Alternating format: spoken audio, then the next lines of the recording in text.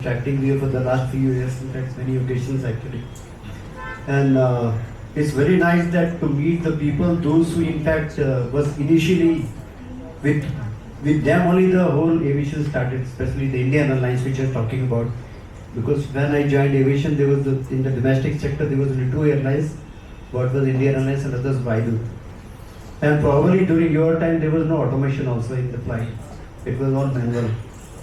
So what we were discussing about the human factor, which in fact I have not read this book, and you told not only about the aviation, there is a lot of human factor which is involved in day-to-day incident, whether it's road or wherever you say. Now in the aviation, in fact, I've been there more than 3 decades. In fact, as a controller and as an APD, airport director, and all this thing. What I find, there are certain incident, small incident, then serious incident, then the accidents. And in many of the incident, what I see, the way the human error comes into picture actually, and what makes that person to do that error, because something must have reinforced that one. I was just going through your book actually. You have written something about the signages also. I mean that reinforced that person to do such a blunder. You are supposed to turn right and you have turned left. And what I am coming, because there are about 3 to more than 5 incidents I have seen of the runway incursion, where ultimately, apart from whatever, if you go to the back of that incident, there are various factors which has reinforced that person to do such error. But one of the factors which is not being brought up in many of the studies, what I have found, the commercial factor, the time factor. What they say, I have to take up before this time, I have to land before this time, I am getting delayed. So do you think, I mean, this factor I have not seen in any of the, safety report, this thing, the time factor. So there is one chapter on, we call it cognitive lockout. Cognitive lockout has all these things, the sunken cost and the time factor, which means you have invested so much time in it and effort. So normally when pilots come into land, basically, so if you are unstable, which means if you are high and fast, but you have the runway ahead of us, and this is the last landing of the day. So the person basically continues with the approach which is unsafe because of all these reasons. And it's called cognitive lockup. We do things sequentially. So in the simulator, they basically checked up, they gave the pilots some weather around the destination. So they were basically discussing whether to continue, divert. In the meanwhile, they gave an engine failure. So the pilots realized there was an engine failure, but still they came back to the weather. So the brain basically works sequentially. And the unfinished tasks keep on bothering you. So we cannot leave the first task which is unfinished. Then go for even the other one is a bigger emergency. You finish the first one, then go to the other one. So number of experiments are there. It's also called Zeigarnik effect. Zeigarnik, basically that scientists realized in a restaurant that all these waiters, so long the bill is not paid, they used to remember each and every item which is due. The moment the bill is paid, they forgot. So unfinished tasks keep on troubling you, and the brain does it sequentially. So that is a lockup. And a lot of other issues are there, which means pertaining to your attention.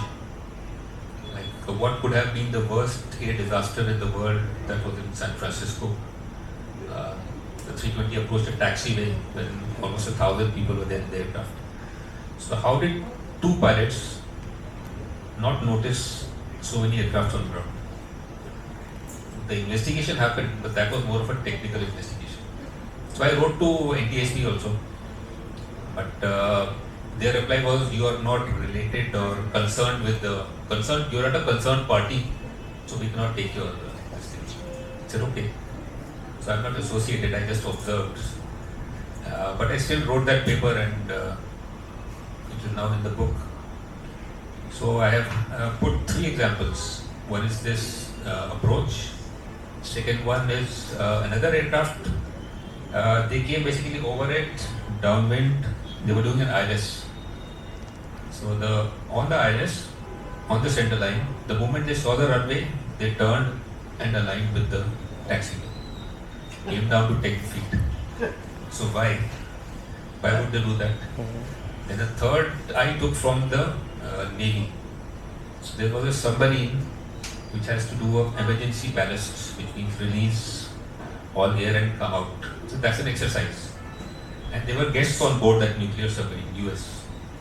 So first they came up and the CO scanned all around that there is no shipping vessel, nothing. Then all their controllers checked, there is nothing. They went down, emergency ballast, they went through a shipping trawler, a training trawler. So how come so many people not notice?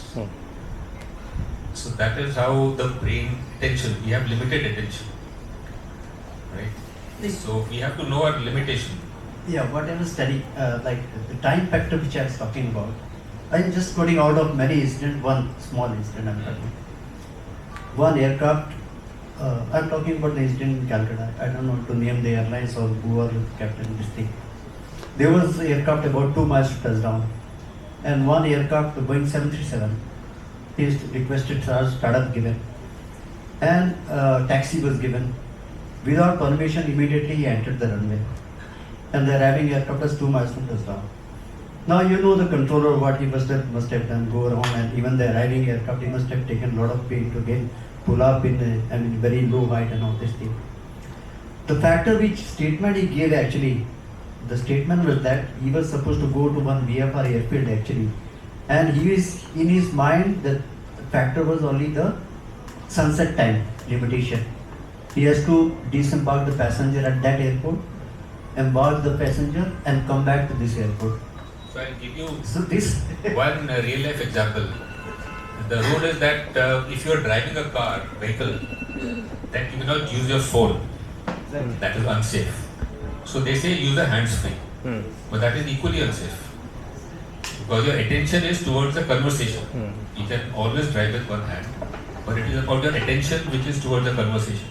So you will keep driving, you will stop at a red light, and you will turn left, right, but anything out of the blue, sudden, your brain will not register. That is why in most of the accidents, the driver says that the pedestrian came out of nowhere. The motorcyclist came out of nowhere. He was always there, but your attention was towards the conversation. So you have limited attention. You can have more attention here, less here. So when it is more there, less here, then you don't see. We have seen it in training and a lot of accidents that the brain has a capacity to shut down your hearing. So you'll have the warnings blaring and all, but if you're concentrating too much, it shuts down. So those, and you're talking about this VFR, so his attention is towards that. So he is moving mechanically. And when you talk about runway incursion, you have the signage. The IQ signs are basically before the runway, you'll have a rectangle. I'll give you an example. Rectangle, runway number in red. So a rectangle has 4 edges. When the brain sees the 4 edges, it looks outside for information. If you make it round, the brain looks inside for information. That is a science called semiotics. And colors. So nowadays you see all the colors of the fire tenders are being changed to yellow, not red. Because red is not the color which is highlighted. They just changed it. Yellow was always the color, but they said we have used yellow too often, so we'll make red a danger. But at night, everything changes. That's called Purkinje effect. At night, blue becomes more prominent than even red. So if you have a stop bar and blue lights, you won't notice the stop bar much. You notice more blue. That's why you see blue, sea of blue that we see. So those are all the things. So everything adds up to it. So you have time pressure, your attention diverted, your visual signals. So if you write 0927, The brain does not read 0927. If you make a figure, a picture of an aircraft, that is more relatable. Brain basically matches that to our previous whatever mental picture is there. So it's all a combination. An accident does not happen because of one reason. So everything combines to become more complicated. Okay, I'll just stop with this one only. Something very interesting that which you told about in the beginning regarding the CRM training, which is the new terminology is coming with lot of things put into the brain of a person those who are undergoing the CRM training actually. But the small thing which you told in the beginning itself is only how you breathing exercise, how you keep your mind calm and cool. In those things more important than having new terminology is not only in this one in ETC also a lot of new terminologies coming and people are rather more reading than practically doing on the channel or on the cockpit. So anyway, thank you very much. Thank you.